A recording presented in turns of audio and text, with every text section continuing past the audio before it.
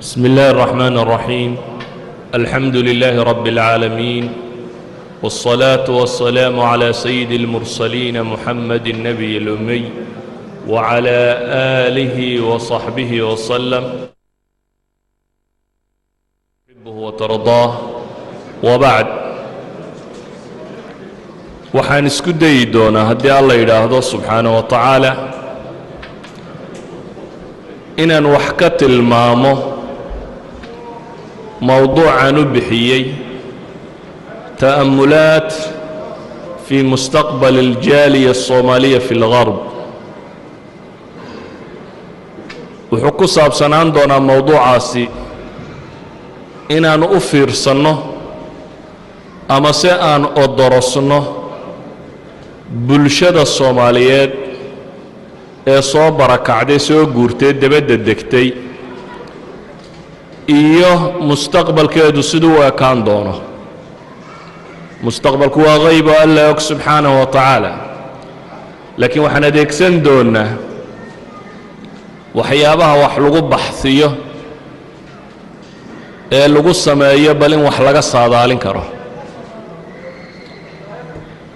markaan erayadan tilmaami doono waa ra'yi qof ka mida dadka ku nool qarbiga ee jaaliyadda ka midi. waa ra'yi inuu sax yahayna dhici karto, inuu seegseegaana ay dhici karto. waxaan ugu tala galay inaan soo bandhigo waxaan dhibta u arki karo iyo waxaan xalka u arki karo, laakiin waxaan ugu talagalay inay noqoto su'aal aan maskaxdiinna dib ugu soo celiyo, oo ah inuu mujtamaca kan ku nool galbeedku ee soomaaliyeed in badan uu fakero, in badan uu indhaindheeyo, in badan uu isku dayo siduu jiritaankiisu u sugmi lahaa. waxaa mowduuca mu'tamarkeennu ahaa sida loo badbaadinayo wasaa'il inqaadi lumma, qaabka loo badbaadin karo ummadda. waxaan rabaa inuu markaasi jaanibkani noqdo bal sidee loo badbaadin karaa kuwan debadda jooga. aan marka koowaad su'aal ku bilaabo.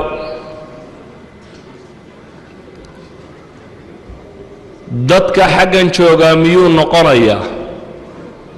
ma guurayaa? waa su'aal in badan soo noqnoqota. waxaan leeyahay dadka halkan jooga ee galbeedka soo degay, inta aanan ka warramin degitaanka galbeedku miyuu bannaanyay mise ma bannaana, waxaan ka warramayaa waaqicu iyo siduu u eg yahay. waxayn leenahay markaas jaaliyadda soomaaliyeed ee galbeedka deggan afkaarteeda marka la isku daro waa saddex kooxood. kooxda koowaad waxa ay habeen iyo maalinba ku riyoonayaan oo ay rumaysan yihiin in la noqdo, in meesha tan laga tago.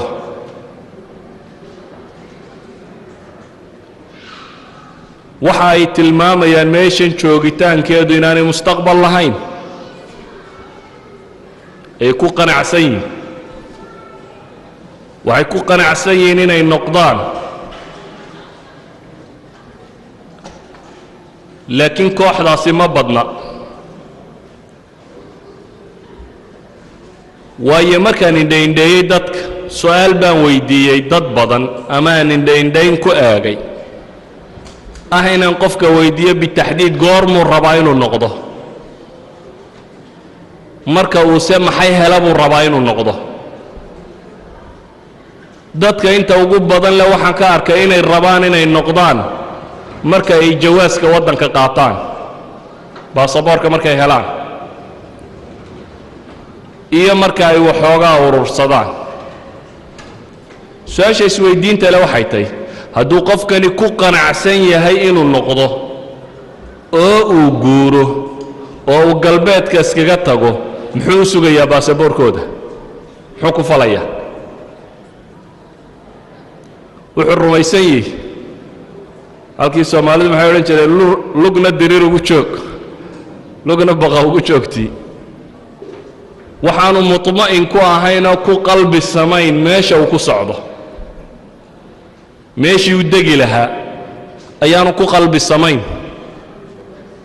tanna wuu ka go'ay meel dhexu markaa lalmanaya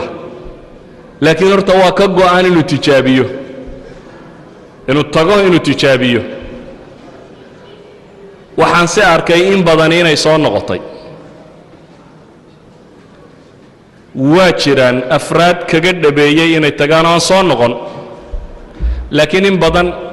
oo ama ninku tegay ama ninkii yar gabadhiiba israaceen ama dadkii wada guureen oo soo noqotay baa jirta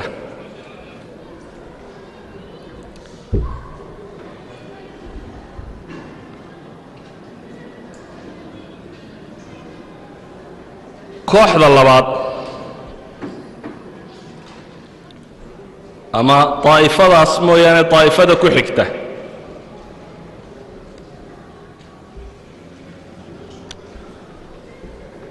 waxay arkayaan yani kooxdaa hore mowqifkaasay taagan yihiin waana laga yaabaa xataa environmentku inuu raad ku leeyahay oo markuu xaggoo tegay environmentkan uu bartay ee nabaddan iyo lacagtan iyo waxbarashadan iyo waxaan wada socda inuu waayo dabeetana adkaysan kari waayo kooxda labaad waa kooxda dadku ugu badan yahay bulshada galbeedka degani waa kooxda ay ugu badan tahay kooxdani waxay rumaysan tahay waxaan ku tilmaami karaa inay yihiin taa'ifatu tamani waa koox yididiile ku nool iyo riyo kooxdii hore camal bay isku daysa ama ha hirgala ama yuu hirgelini laakiin kooxdani maaha kooxda camalka isku dayaysa qadiyaddaasi uma socdaan camaliyan xagga maskaxdase way ka dareensan yihiin kooxda tani waxay dareentay dhowr shay koowoo dadku wada dareensanya alghurba waxay dareemeen qofku dhul aanu lahayn ku noolaanshiyihiisa dhibta ka timaada waxay dareemeen baa laga yaabaa alcunsuriya nooc min alcadaadis iyo raasism lagu wado waxay dareemeen baa laga yaabaa tafasukh ilawlaad carruurtii iyo reerkii oo ka burburay iyo ninkii iyo gabadhii oo isdilay iyo carruurtii oo aan gacan ugu jirin iyo dhib badan oo haysata waxa uu dareemay halkan aanu waxba ka ahayn bulshadan markuu isku qiimeeyo uu yahay tabaqa almanbuuda tabaqadii la tuuray inuu yahay oo maaha nin naf leh marka bulshada tan lagu eego intaaba wuu isugu sheekaynaya uu ku qanacsan yahay laakiin taa'ifo camaliya maaha intaasba waa xaqiiqo uu taabtay oo cidi uga warrami mayso mase rabo inuu ka baxo waa dadku dhanka ay ugu badan yihiin waa dadka inta ugu tirada badan leh markay intan oo dhan garteen waxay kaga soo hadhay markaa inay ka sheekeeyaan una ka warramaan fii majaalis alkhaasa aw alcaama ama meel walba baroordiiqdun baa jirta oo waa laga sheekaynaya dabaqadaasi waxaa laga yaabaa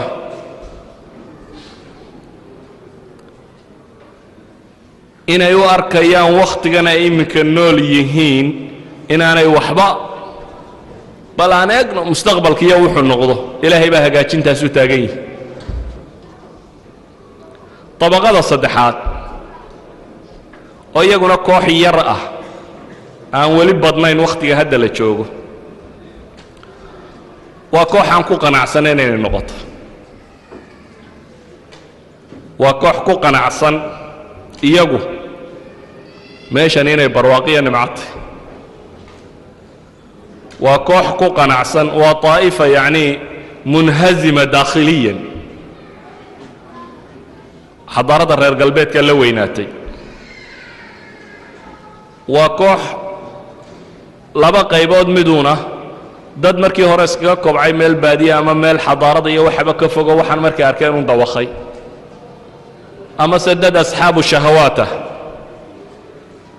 وحرية الخمور حرية التعري حرية الديسكو حرية عدم الحياة يعني وحود حريات الله يدعى ضبو هلاي وهل كانوا كهلي كرندي سيدة دراد دادو حيساقوا انجوي قرينا يوحو كفر حسيني إنه هل كان شوق وحوار كفرصة بينا يتحي وكفا ايديو وفرصة هرا وصار دافتا يمانو حقو كهلين أيو أركا waxaan leenahay tabaqaadka mujtamaceenu saddexdaa kooxood baynu nahay fama alxal haddaba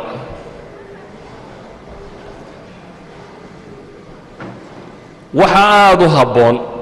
intaynan xalka raadin inaynu fahamno waxyaabaha waaqicu uu yeedhinayo horta inta tegi karta iyadu ku wada hadal ma leh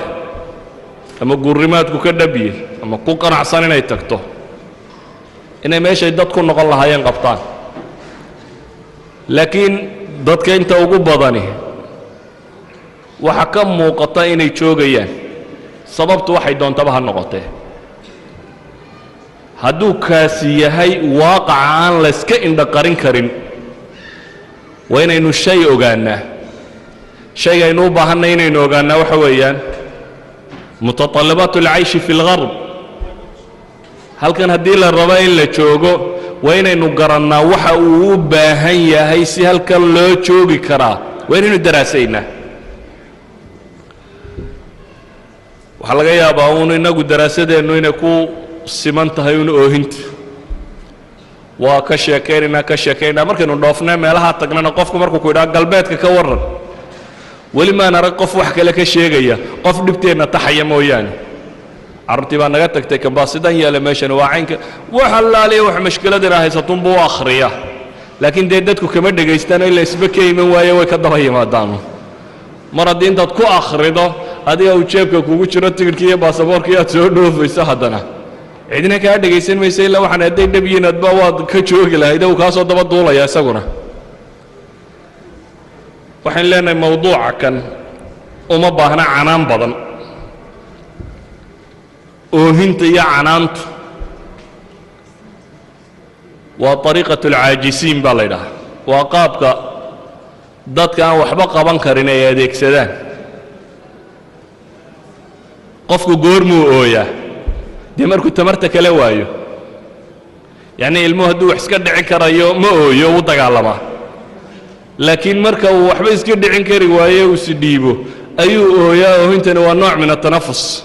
inuu yara nafiso un balaatan shucuurkiisa waxaan inuu ka sii yara daayo u yara nafiso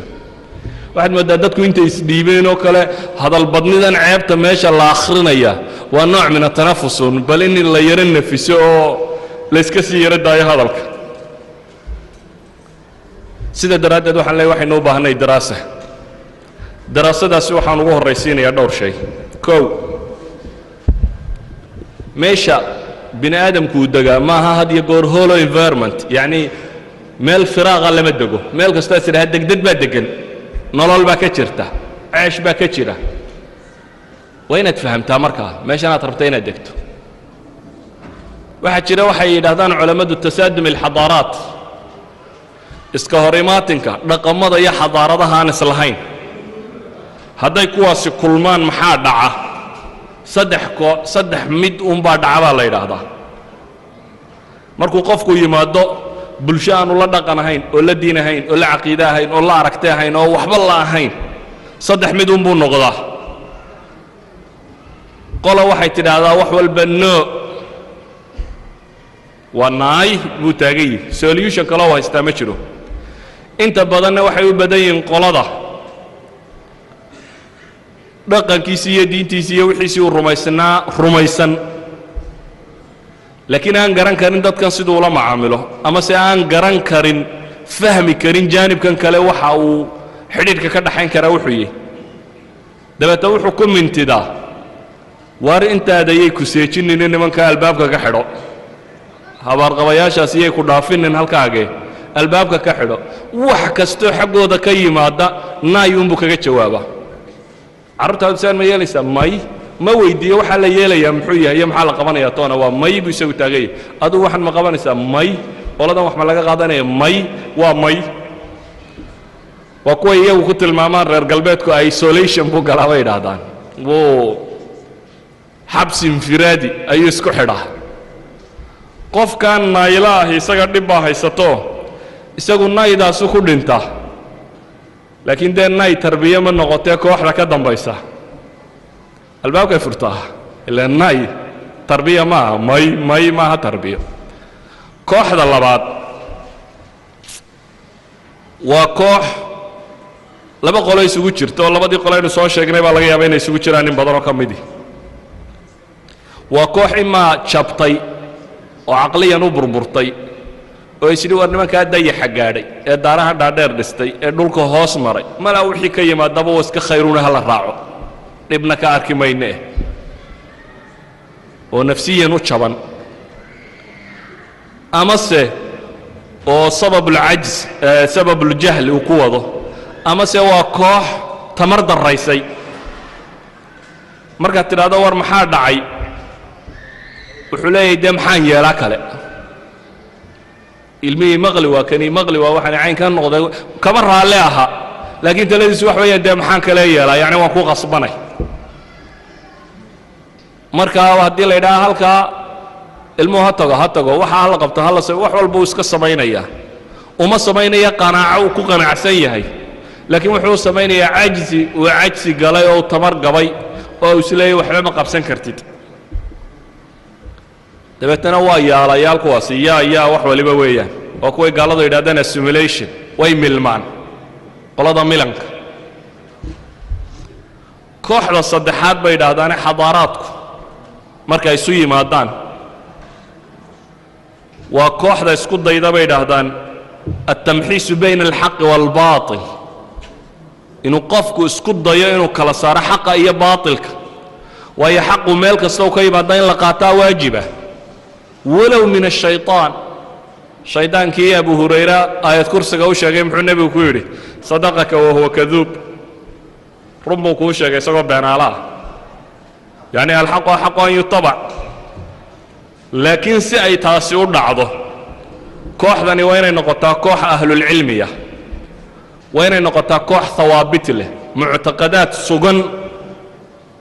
oo ilaa iyo gumadda galay oo aan ka foqaynin koox wadata waa inay noqotaa koox miisaan haysata waxay wax ku qiimayso markay wax qaadanayso ama wax ka tegayso waxay haysaa waxay wax ku qiimayso waa inay noqotaa koox diraasa samayn karta wax baadhi karta kooxda tan waxa u asala atafaahum waxa la yidhaahdo haa iyo maya intaanu ku jawaabin wuxuu isku daya horta inuu waxa fahmo waxan inuu fahmo ayuu isku dayaa sida daraaddeed wuxuu taagan yahay isagu wixii xun dhan kasta ha ka yimaadaana in la diido wixii wanaagsani dhan kasta ha ka yimaadaana in la aqbalo waana kooxda nolol dhaban noolaan karta haddii ay meel degganaanayso waayo labada kooxood ee hore kooxidda iyadu way jabtay oo way isdhiibtay kooxdii isxidhxidhayna jiilka dambe ma xukumi karto ee iyana ooduu jebinaya laakiin kooxda tani waa koox istimraariya samayn karta jiritaan bay sii samayn kartaa qadayadaasi marka hore waa inay agteenna iyaduna noqotaa shay aynu fahmno arrin labaad baa u baahan markaa inaynu fahmno iyana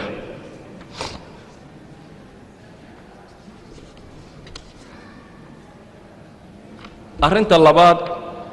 ee u baahan inaan fahmnaa waxay tahay mar haddaynu nidhi waxaynu u baahannay faham noloshan inaynu wax ka garannaa xaqaa'iq horta inaynu garanno marka ugu horraysa kow xaqiiqada koowaad waxay tahay waa inaynu fahmnaa mujtamaca kan inaynu taari ku nahy annana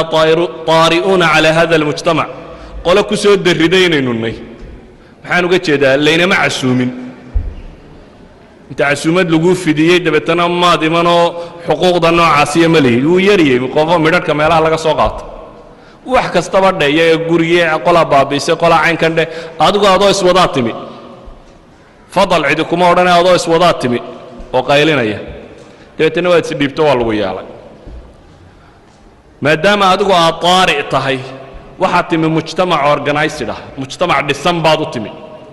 qaanuunkiisii dhaqankiisii hidihiisii ujeeddadiisii meeshuu u socday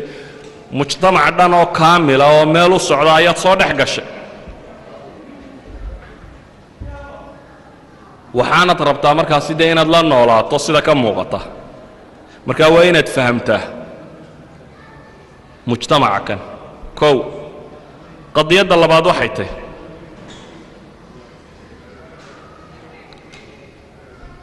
waa inaan garannaa qiyaaska qaldan joojinna qiyaaska qaldani muxuu yihi maalan waxay dadku ku doodaan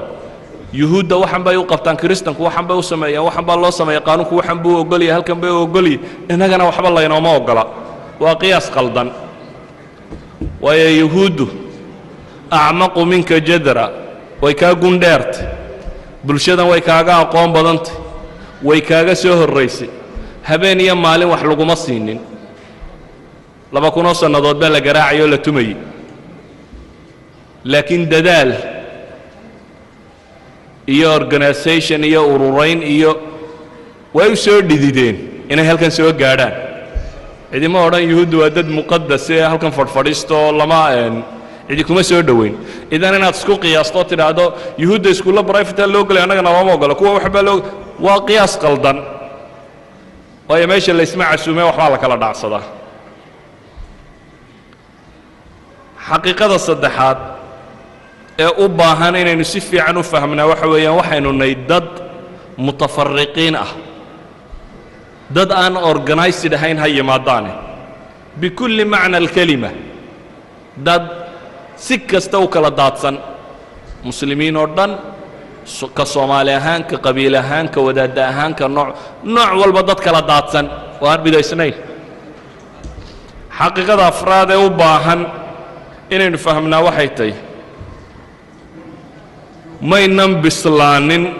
bisaylkii loo baahnaa laakiin waynu iska fadhfadhinaayo mustaqbal majhuula baynu sugaynaa lacalla in beri uun laga dhiso madraso islaamiya ama mar uun in wax la qabto ama cid kale inay wax qabato uun xaqaa'iqda waxaan ku gebagabaynayaa iyadana hadday sida iminka tahay ku socoto oo iyadoo waxaasoo dhammi jiraan sidaa un loo daayo mustaqbalka majhuulkaa la sugo nooc kastaba saddexdii daa'ifo ah oo da'da dambe waa da aad u fog in la soo helo da aad u fog sida daraaddeed waxaan u baahanay dhowr shay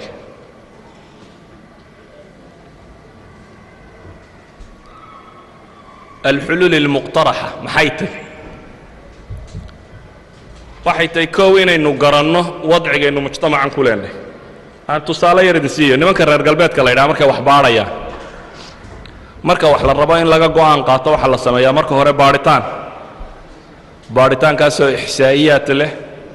oo taxliilaad istintaajaad wax walba wata baadhitaan rasmiya baa la sameeyaa baadhista dabadeed ciddii baadhitaanka samaynaysa iyo mas-uulka dadkii ahaa markay go'aan ka qaataan baadhitaankaasi waxay u gudbaan jaranjarrada labaad oo ah bulshaweynta sida loo qanciyo iclaamkii in markaasi qadiyadda tan uu qaadaa dhigo oo la soo faafiyo oo la soo dhigo oo si wanaagsan loo fahmo dabeetana waxay yimaadaan martabadda saddexaad oo ah sidii loo fulin lahaa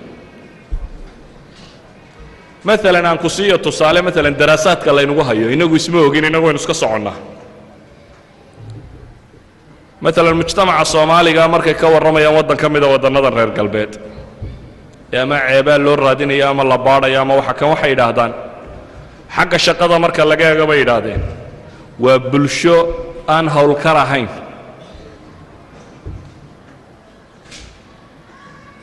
waxay ku cilleeyaan oo ay leeyihiin ma aha dad u diyaara inay shaqeeyaan waxaa lagu aqbale lagu keenay waxaa ka mid ah inaad maanbaawar noqoto shaqooyinka fudud ee dadku u baahan yahay dadka waddanka la shaqooyinka sare haysanaya laakiin dee shaqooyinkii kale hoose inaad adigu u qabato وهذا مجتمع وحكاه فايده لكن ما ديارها نيكا صومالي قاهي ومجتمع بيد هذان شقاء قون حرفة ماله ومجتمع بيد هذان لغة هرو فهمي كريم ومجتمع بيد كنت المامان حتى هيئة سويد هذا سوق شقاء كما صعطه يعني ماركتينج كهر قلباتكم قفوا يقانات جره ku yaroo gadxiira oo taay xidhan oo faal yar soo xidhan oo markuu shaqo doonayo laakiin ninka Soomaaliga markuu imaado isagoo gadhkiisii wata oo nin Soomaaliyeed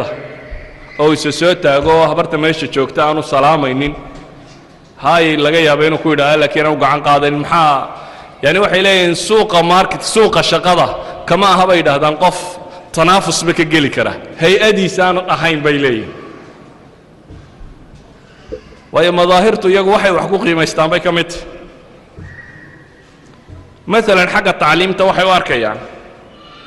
مجتمع مركزي هران تعليم هرا ودنين ودندو يمي بيلي دتك واوين الصومالية دي يمي بيلاهدين بقول كيبا تضباطا أفكا ودن كما يبرن بقول كيبا تضباطا بيلاهين أفكا ودن كما يبرن عرورتو دو بيلاهين بقول كيبا سيديتا معلن قارب وباهي إنه يدود معلن كلا كوكبتو وايو وحكى له ماي دراسات كيه وحي استوى السعودية وحي يوردن وحيد هذا قبردود ويكسي أقول ليدته وافك يا وحن ما ببرتو وحلقة يبقى سكول كنت ورقات قرطين هشو لكن مركو سكول كوقت يسيمن الدراسات كان أحد الإخوة بايقو كلمي مركا اعتماده وقت قاعدين يقول لاضي أي ترى سنة كده مقال كريه سنة كده ما يقدر وراك خلا الله صادره مركا ورقات الدنبال الله صادره أنا نقطة وقت جاي وملوشي وهلو ما جرى وحي يجو قوة الرميان يعني كما في عنبة إلين بابكن رقم كود اجتماعي قابي دادين ودت فوضويين قانون كما احترامان بالله كويكاب سامان وثائق ذا أما وراقا الله يستوى كعيارا ومزور هلكو يسكدي بيا وحبو سمينيا مثلا واحد هذا فال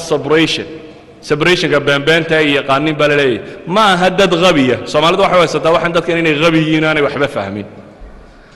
laakiin nimanka gaalada waxay naqaanaa go'aamada ma qaataan ilaa daraasadooda dhameystiraan oo isqanciyaan mooyaane sadaradeed waxay yiraahdaan separation qaldan bay galaan natiijada ay gaadhaan muxuu noqdaa mesela natiijada soo saareen waxa kamid ay u arkayaan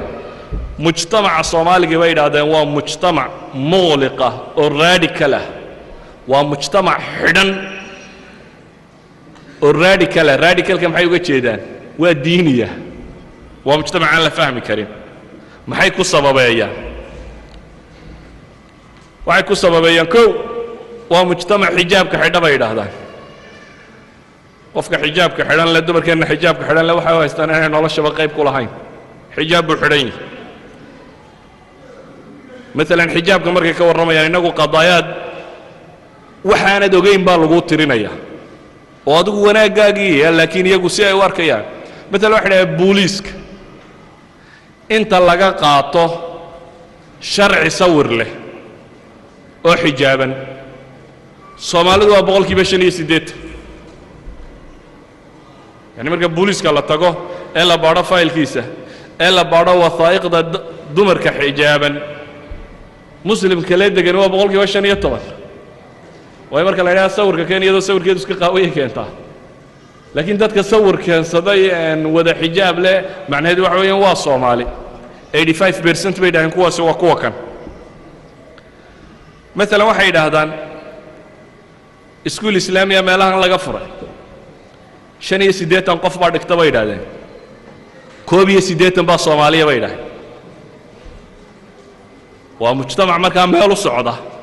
شنيستيتن قفداي دغتو كوبي سيديتن سومالي هي ومجتمع الراديكال كو كان مقدو iyaga nadaradooda waxay taagan yihiin iskuulada bay dhaadeen hadii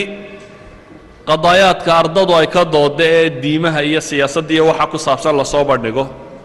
ama laga hadlo mesela violence-ka ka yimaada had iyo goor haddii diin wax laga sheego maalan islaamka haddii wax laga sheego dadka ugu badan ee ka xanaaqa markiiba kalaaska rabshaa bay yidhaahdaan ixsaa'iyaadku waa soomaali marka tadayunka laga hadlo walidalik baa wasaaradaha qaarkood waxay soo saareen kalaas aska afafka lagu dhigtay soomaalidu ku jirto inaan lagaga hadli karin oo macallinku aanu ka hadal qadaayaadka diinta iyo ku saabsiisan waxyaabahaasi waxay yidhaahdaan maalan umamka kale bay yidhahdaan markay ummad u yimaadaan inta badan waa la liqaa soomaalida se waxaanu aragnay bay yidhahdeen nooc min mintidnimo qaar aan xijaabnaynoo halkan xijaabka ku qaatay bay yidhahdeen tusaale ay markay bixinayaan gabadh markii ay timi aan xijaabba sidan laakiin halkan uun ilaahay wuxuu ku fahamsiiyo xaggan xijaab ku qaadatay waxay leeyihiin waa cagsigaa markaa u socdaan iyagu xagga dadku u socdaba xagga soo horjeedda bay u socdaan ashyaadaasoo dhammi maxay tilmaamayaan waxa ay qaateen istintaajaadkooda markay isu geeyeen mujtamaca soomaaligii inuu yahay alwariiثu الsharci lilusuuliya dadkan usuuliyada la yidhahday radicalka dadka dhaxlaya ee xaqa u leh ee bahashaa daba taaganinayiin iyaga sida daraaddeed baa laga sheegaya mustashriqiintooda mid ka mid intuu khudbad jeediyey inuu kaga warramayey soomaaliga dadka la yidhaha inaanu qof gaala lahayn xataa buu yidhi shuuci ha ahaado liberalism ha waxa ha aaminsanaado meel unbuu haddana bahashaa kaga sii naban yahay buu leeyahy waxay naga qaateen natiijo odhanaysa waa mujtamac mutafariqa haddaad istiraahdo qadaayaadkooda iyo mashaakilkooda kala xidhiidh oo kala hadal ma jirto cid matasha waa iyagu siday u arkayaan 2,000 oo urur oo yaryar iyo 2,000 oo wax iyo waxan bay wataan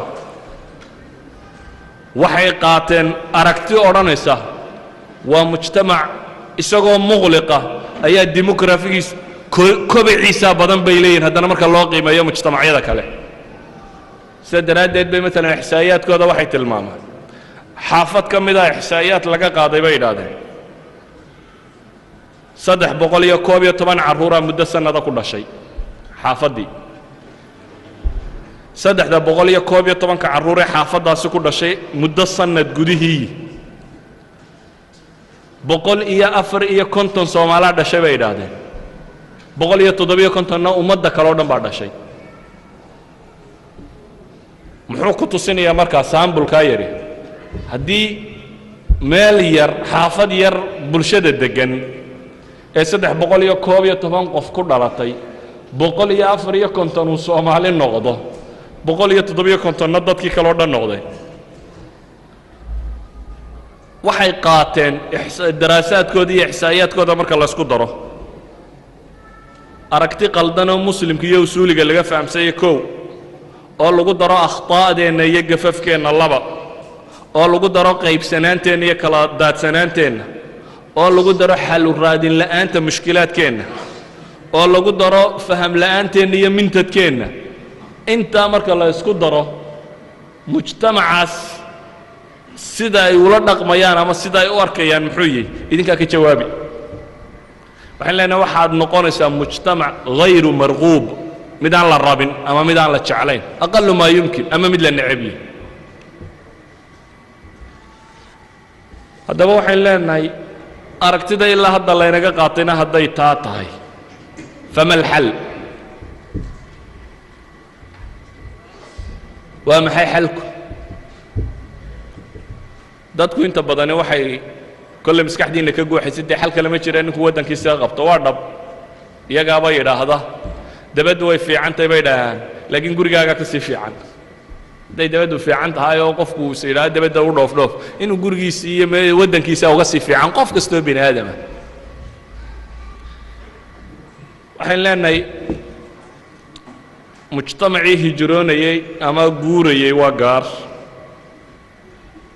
mujtamacan soo hadhaya ama meesha jooga maxaynu uga tagnaa maxaa uu u baahan yahay si uu u noolaan karo ninkii guuraya waxaan leenahay guur fa biha wa nicmat laakiin u diyaargarow sidaad u guuri lahayd kow kan hadhayna gaalnimaha uga tegina siaad wax ugaga tegi lahayd haddaba kan soo hadhay oo aniga ilaa hadda suuradda aan arkaya ay u badan tahay intii ugu badnayd muxuu noqon karaa xuluusha mustaqbalkooda wax ka ilaalin karta dhib bayna haysato Soomaaliyeedna xaggaana dhib badan oo kale inaga furanayo Soomaaliya laakiin waxa aad u habboon inaynu tan in badan isha gelino oo waxaynu ka qaban karnaa inuu ka qabanno xalka koowaad ama muqtaraxa koowaad shayga soo jeedinta koowaad waxa koowaad aan isleeyahay soo jeedi wuxuu yahay waxaynu u baahannahay tacaawun iyo takaatuf iyo tawxiid saf iskaash midnimo iyo kulan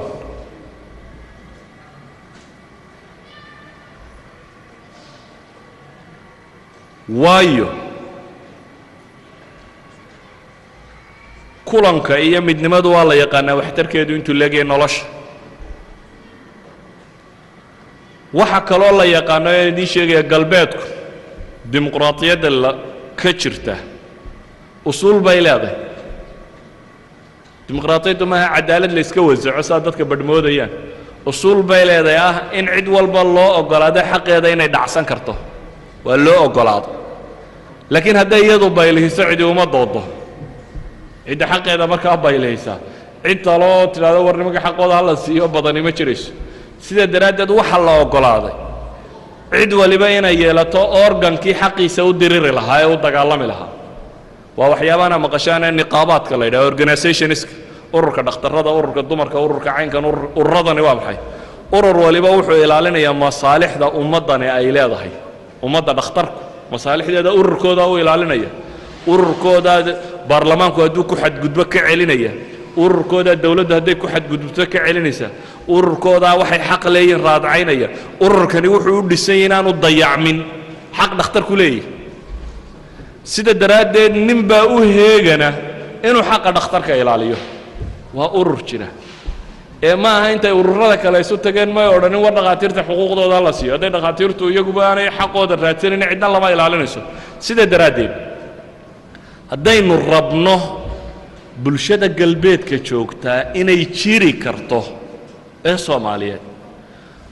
waa inay noqotaa ragma anfiha ragma ikhtilaafaatiha waa inay noqotaa dad wax ku midoobay wax isugu yimi masaalix wada ilaashanaya dad masaalix wada ilaashanaya oo isku midoobay ninka Soomaaliga ah kelimada midnimo la yiraahdo waqtiga kan marka laga hadlo ninka ka hadla nin riyoon ayuu yaqaana waa xaqiiqo jirta taas nin kastoo idinka kamid ah ama dad kamid ah dad midnimo iyo waxa kala hadasho waayo rawaasibtii ama wixii uu kala yimi Soomaaliya maskaxdiisa nin walba ka buuxa dadkii iyo reeriisa isugu madheen iyo sida loo kala fogaaday iyo dhibta meesha taal iyo taas baa nin walba maskaxdiisa ka buuxa war dadkani waxna midoobi kari maayo waxna isku ma lehe ha ku xiiqina iska daa in lagu yiraahdo meesha laga yaaba laakiin haddii kale wuxuu maad ku dhici dibiga madow waxa la cunay un goortii dibiga cad la cunay taas waa qadiyo xaqiiqo oo ku haysan doonta waxaan leenahay jiritaan iyo badbaado jaaliyad Soomaaliyeed oo dabad joogta wuxuu ku xidhay midnimo hadday taa weydo ilaahay baa mustaqbalkoog laakiin anigu inay dumayso oo baaba'ayso ayay iigu muuqataa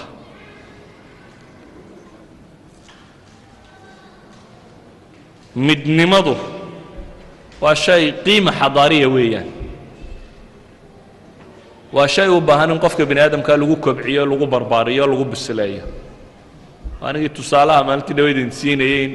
elementary schoolka meesha tan mooto iyo urur iyo wax in lagu barbaariyo waa wax u baahan dadku in lagu kobciyo aqliyadaas waxyaabaha midnimada inuu kalifaya waxa ka mid ah baynu leenahay qillatul imkaaniyaat cid inaga inaga mid oo gaar isu taagi kartaa ma jirto ama wadaad ha ahaado ama jabhadaada ama cid kale ha ahaatee halkan sidaad gaar isugu taagtaa way adagta xataa haddaad gaar isu taagto uu ka kale baaba'o ma og tahay in ilmo Soomaaliyeed uu lumaa inuu kaaga dhib badan yahay ilmaha gaalka kale ee aad la nooshay yani gaalada ka soo jeeda waayo haddaad tidhaahdo waa inuu kuwaas waa jabhadii ama waa reer hebel ama waa kuwaas soo carruurtooda maxaa kaa galay de keensada masaajidkaanu dhaway keensa waa macaynkaasi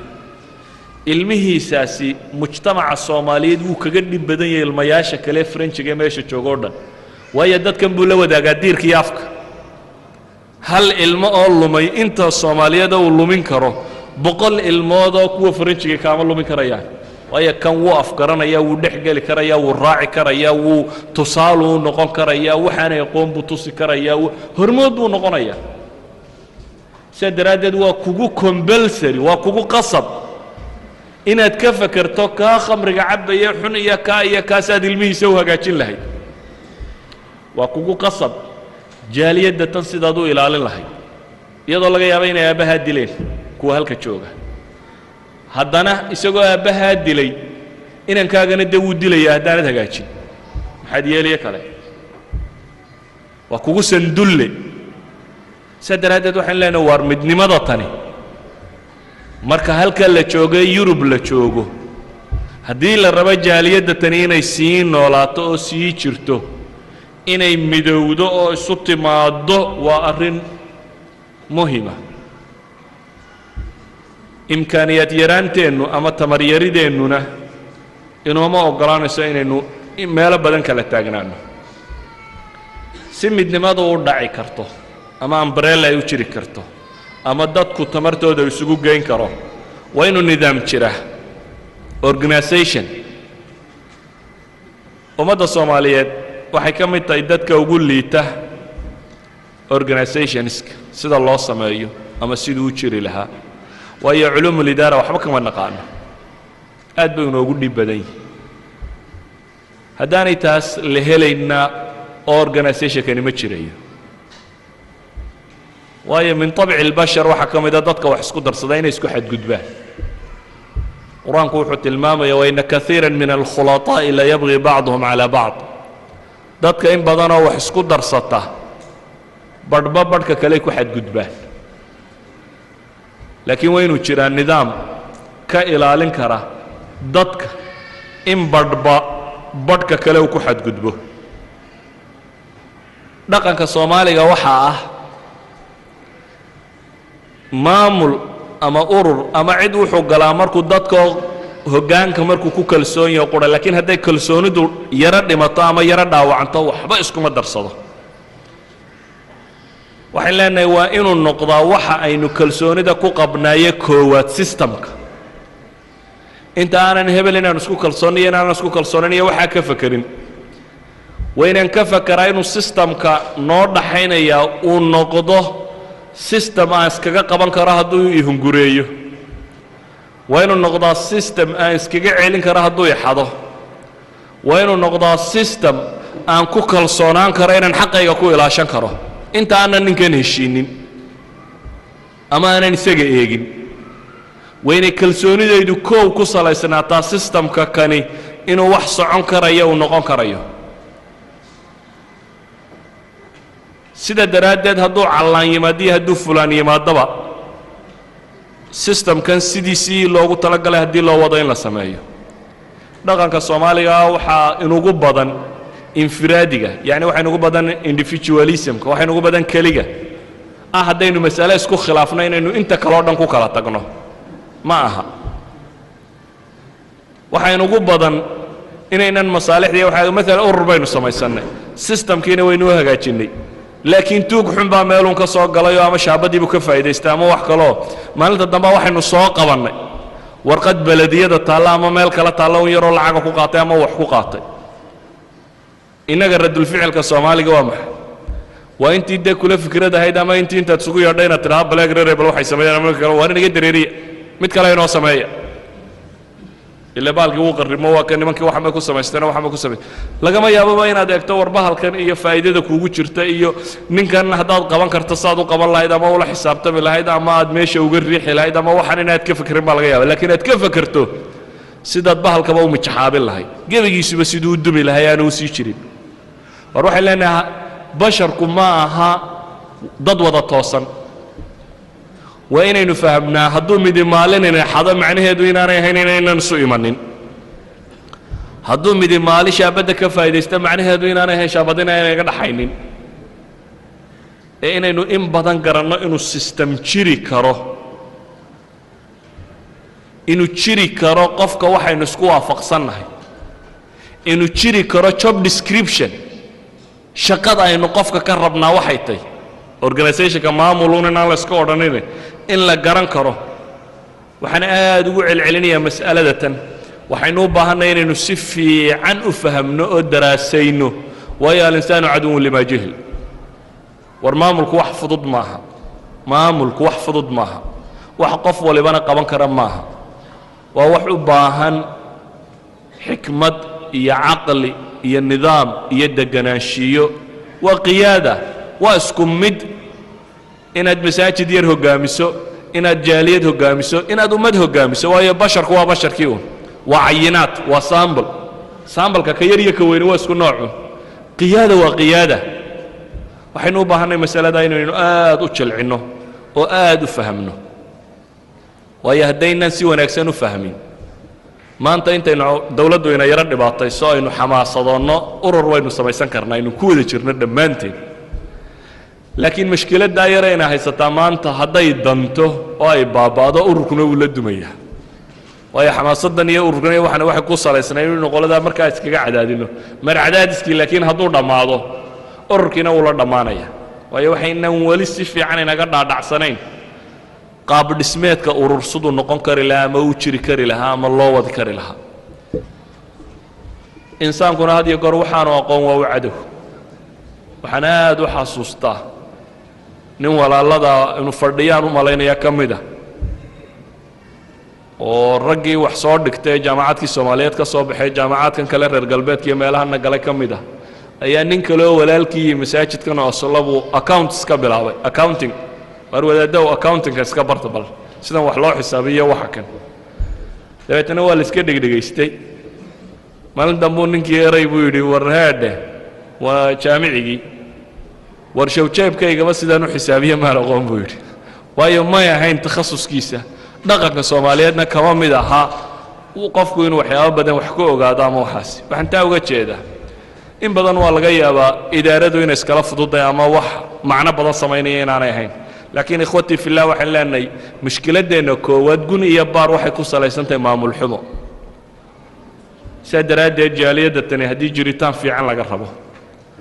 waa in loo daraaseeyaa oo la isugu dayaa oo loo fahmaa idaara fiican iyo maamul fiican say u heli lahayd oo midayn kara ama wadi kara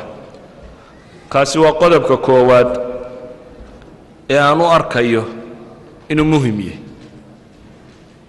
haddii kaa lagu saaqido waxaan u arkayaa humuumtaa weyn aynu rabno inaynu qaadno inaynan qaadi karaynin innagana markaad u fiirsato jaaliyaadkeenna ururadeenna islaamiga masaajidkeenna in file managementku ka xun yaaba laga yaabo sidoo xataa faylasha meesha la dhigay inaanay xataa meeshii hagaagsanayd ahayn si wanaagsan loo maamulo daaya ee kalsoonideenna iyo camal badnideenna iyo wixeenna inaynu iskaga wadno qadiyadda labaad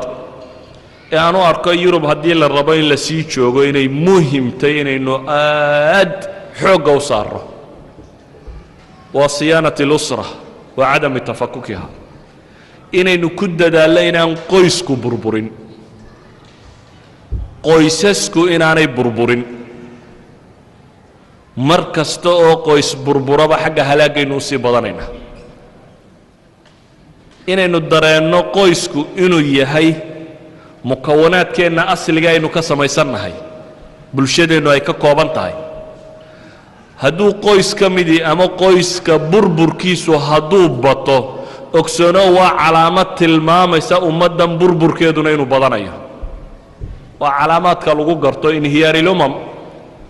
inay familiesku burburaan haddaad ummad talaaqu ku badan yahay aragto ummad furitaan ku badan yahay haddaad aragto waa calaama sheegaysa inhiyaarka ama burburka ummaddan inuu sii soconayo badanayo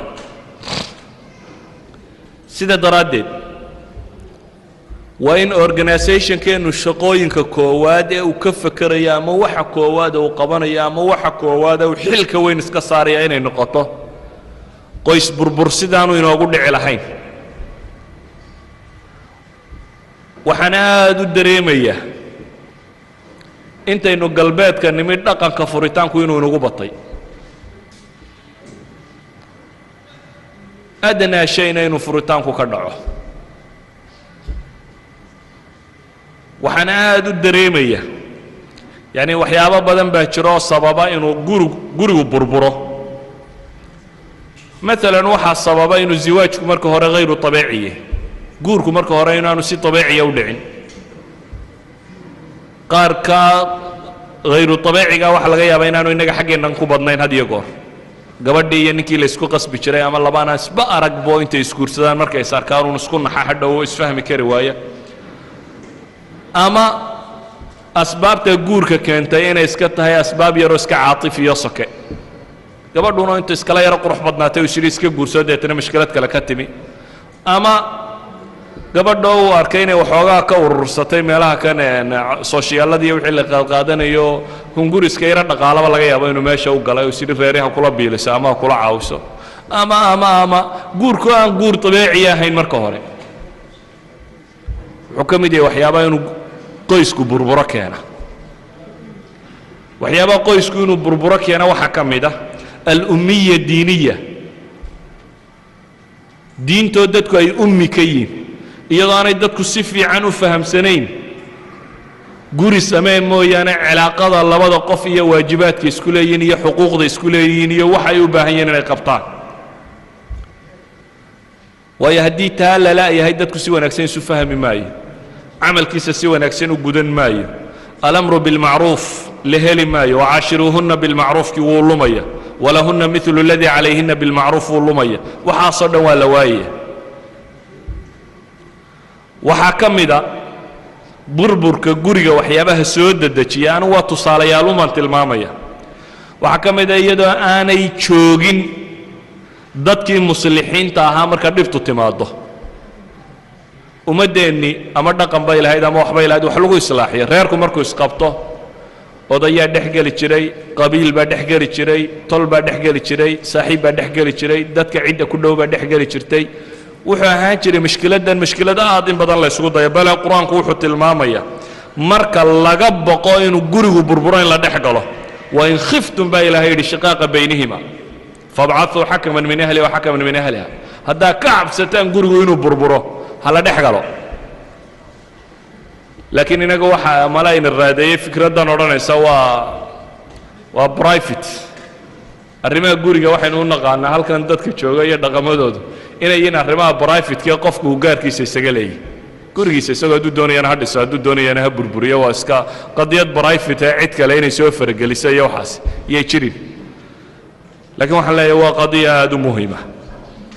oo waxaan leenahay organka aynu dhisannaa mas-uuliyaadka ugu waaweyn uu qaadayaa waa inay noqotaa inuu habeen iyo maalin ka fakaro reeraha iyo noloshoodu siday u fiicnaan lahayd sidaanay guryaha kani u burbureen sidaanu talaaqu u bateen sidaan mushkiladani u timaadeen waxay leenahay waxyaabaha guriga burburkiisa keenay waxaa ka mid ah kathratu talaaq liadna alasbaab in furitaanku iska yimaado uun iyadoo aan wax badanba la isweydiin yacni adna shay in la isku furo war waanu isqabannay macnaheedu maaha waanu isfurray laba bini aadamo meel wada joogaan isqabani ma jiraan laba qofoo bini aadam oo aan mushkilada dhex marini ma jirto laakiin macnaheedu maaha haddaanu isqabannaba xalku waa in la isfuraa maaha taas macquulla maaha waxaad moodaa dadku dhaqanka iminka u taagan yihin inuu iska yahay uun adna shay sababta ugu yar in la isku furo waxaan arkay mushkiladda ugu badan ee mujtamaceennan burburka qoyskiisa abuuray inay ka mid tahay dhaqaaluhu waagii hore dhaqaalaha nin baana ka mas-uulaha meel qurana wuu ka iman jiray laakiin hadda meelo badanna wuu ka yimaadaa dadkuna waa ku yaro shuraako dabeetana sidii loo maamulayay heshiisba kama yaala ama waxba kuma heshiis aha sida daraaddeed murankiisaa bata iyo furitaankiisu waxyaabaha ugu tirada badan lee la isku dilo reerahan galbeedka jooga waxaa ka mid ah adduunkaasi yaa ka mas'uula baynu leenahay markaynu qadaayaadkan cilaajiyo mawduucaygu kuma saabsiisna inaan ka warramo guriga iyo burburkiisa waxa laga yaabaa muxaadaraadkii hore qaar ka mid inay ka warrameen